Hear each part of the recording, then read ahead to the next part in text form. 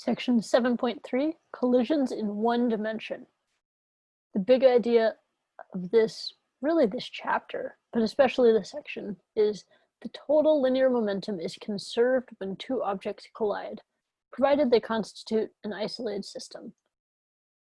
So that means in all three of these collisions shown, and we're going to get into each of them in a moment, the total linear momentum is conserved.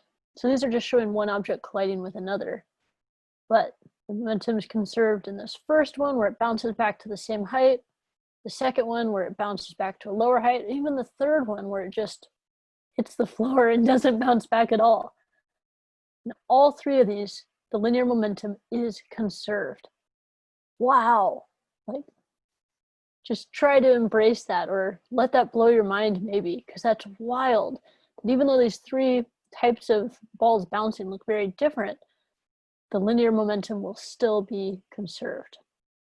But as I mentioned, we can get a little bit more into the different types of collisions we have here. So one type of collision we have is the elastic collision. That is one in which the total kinetic energy of the system after the collision is equal to the total kinetic energy before the collision.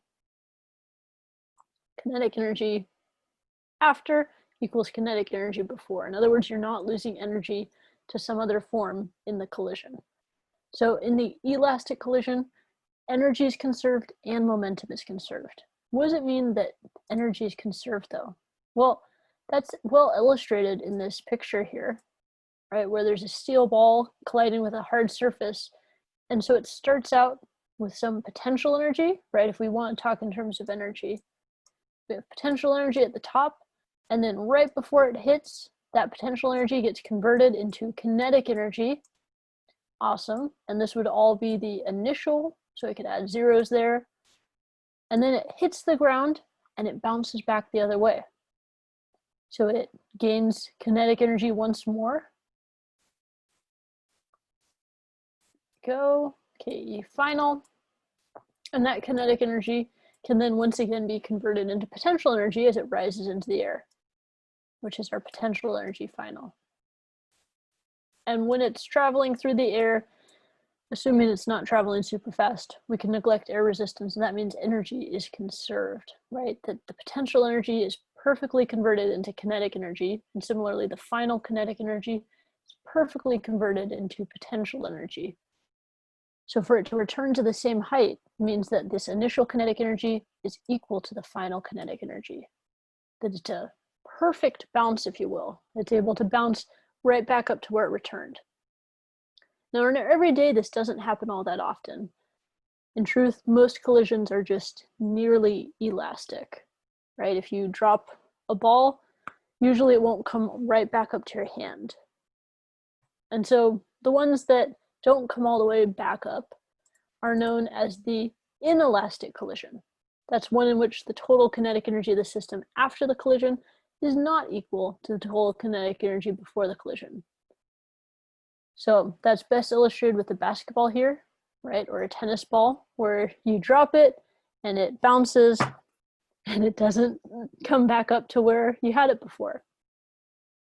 So there's some loss of kinetic energy in here in the collision. So loss of KE.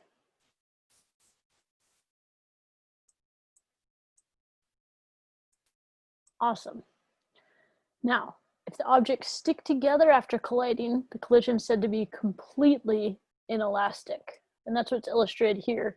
In terms of a ball bouncing, it just means, like, if you've totally deflated your ball, if it just goes splat and doesn't bounce up at all, then the floor and the object, the ball, are now stuck together. So that's completely inelastic. It is the greatest loss of kinetic energy. In some cases, you're losing all the kinetic energy, like this one.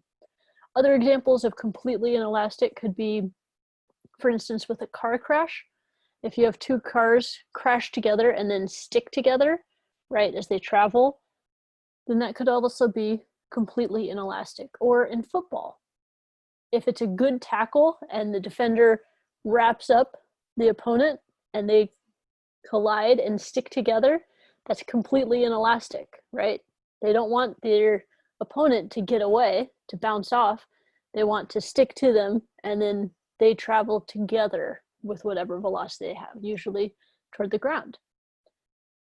So these are types of collisions, primarily elastic and inelastic. And then within inelastic, we have this completely inelastic as a subcase. And as I mentioned, most collisions in our everyday will be inelastic. The elastic collision, probably one example here is like a steel ball with a steel surface. So really hard surfaces can get pretty close to elastic collision.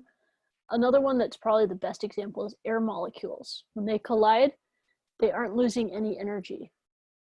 It's amazing. It's pretty rare. But even more amazing than that is that in all of these collisions, the momentum is conserved. So we want to hang on to that, and we're going to see how we can apply that in an example in the next video.